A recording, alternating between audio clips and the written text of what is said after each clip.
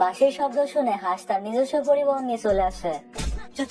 तो चलिए शुरू करते हैं। হাঁস এসে শটগানের সমস্ত গান পাউডার বাইরে ফেলে দেয় এন্ড আস্তে করে কেটে পড়ে। টাকার সম্পত্তি থাকলে পরে বিয়ে একখানকে চার কেন করা যায়। আর এই শিকারি গান পাউডার ছাড়া বুলেটই বন্দুকে ভরে।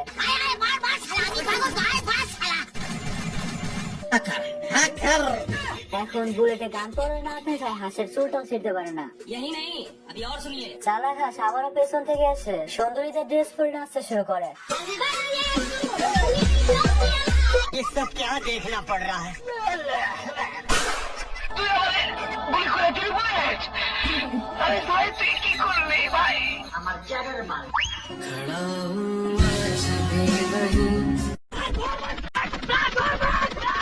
কোনো সারা জীবনে আমাকে বিয়ে দিতে পারবি না। কি মনে করিস যে আমি কামাই করে নিয়ে এসে অন্য বাড়ির মেয়ে মানুষের খাবো, তাই না? অত সস্তা না। তোর আগে খুশি না তুই গাড়ি খেয়ে মদ চালাইছে গাড়ি আমার 10,000 টাকা চালা। হাঁস এবার শুভরের কাছে এসে বলে, একটা বিয়ে করা যান, মানে আমি যদি নাও চাই জোর করে হইলো আবার করা যান, নাহলে নষ্ট হয়ে যাবে আপা। রামধানি নিকে যাই আসে আজ আমি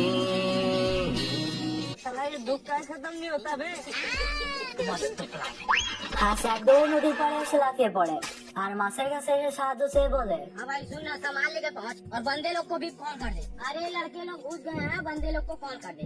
এই কথা শুনে মাছ হাঁসকে বলে, তোমারে আমি কি সাহায্য করবো, পানির বাইরে গেলে আমারই তো সাহায্য লাগবে।